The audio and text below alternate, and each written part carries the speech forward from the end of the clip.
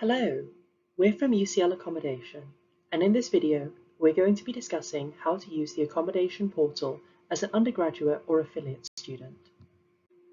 Before you begin, make sure you've read the eligibility criteria, hall locations and room prices on the UCL Accommodation website, and have made sure to include travel costs in your budget.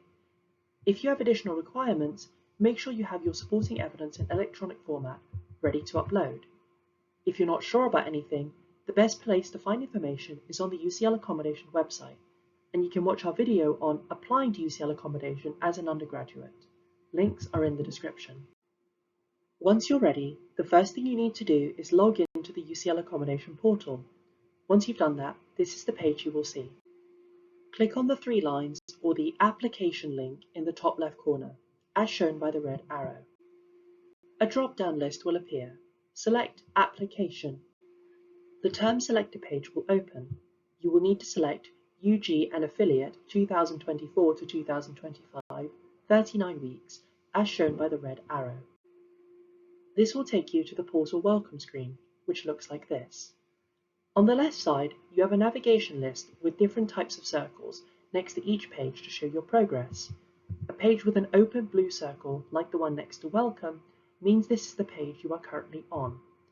A page with a solid blue circle is an incomplete page. A page with a blue circle and a tick in the middle means you have completed the page. After reading all the information on the welcome page, press Save and Continue. The next page will ask you whether you have studied at university in London previously. It's important to fill out this information accurately or your application will be invalidated. Click on the drop-down and select either Yes or No. Once you have done this, press Save and Continue. You will then see guidance on additional requirements. Check this guidance carefully before continuing to the next page. You'll then be asked to fill out information about whether you have additional requirements. The options are disability, health condition, being care experienced, and being estranged. Each option has a drop-down.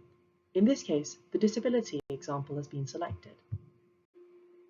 If you select Yes on any of the drop-downs, the next page you see will ask you for supporting evidence. In this example, because we selected Yes to disability, we see the page which asks us for supporting evidence. To be uploaded, your evidence must be in a .pdf, .doc, or .docx format. Your evidence must also comply with other criteria, which is listed on the UCL Accommodation website. After you have submitted your supporting evidence, or if you have said no to having additional requirements, you will see the following page on selecting maximum weekly rent. You will need to ensure that your maximum weekly rent considers travel costs in your overall budget. Please note that while we will try to meet your maximum weekly rent, we may not be able to do so. Next, we have the first of four very important pages to get right. Unlike the other pages, which you can always go back to and edit, if you make a mistake on these, you'll have to cancel your application and start all over again, so it's best to get it right the first time. On this page, you'll be asked to select the type of accommodation you're applying for. In the drop-down shown, you can select from couple, family, and single. Please double-check that you have selected the right option. Again, if you get this wrong, you will have to cancel your application and start again. Please note that there is very limited couple and family accommodation, and if you apply for these options, your application will not be prioritized.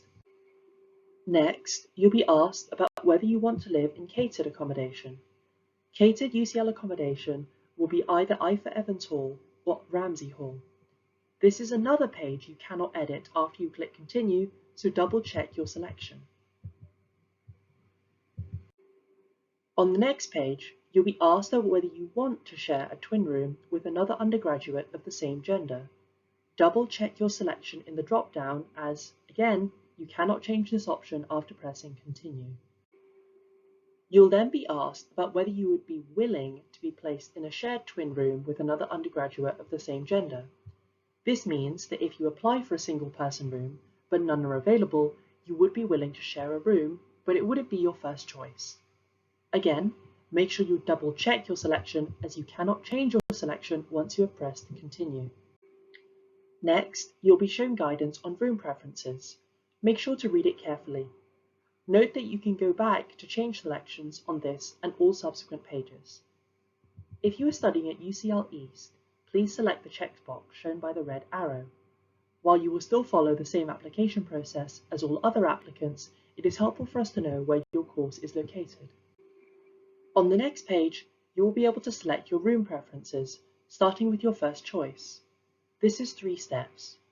First, on the drop-down shown, select the hall that is your first choice.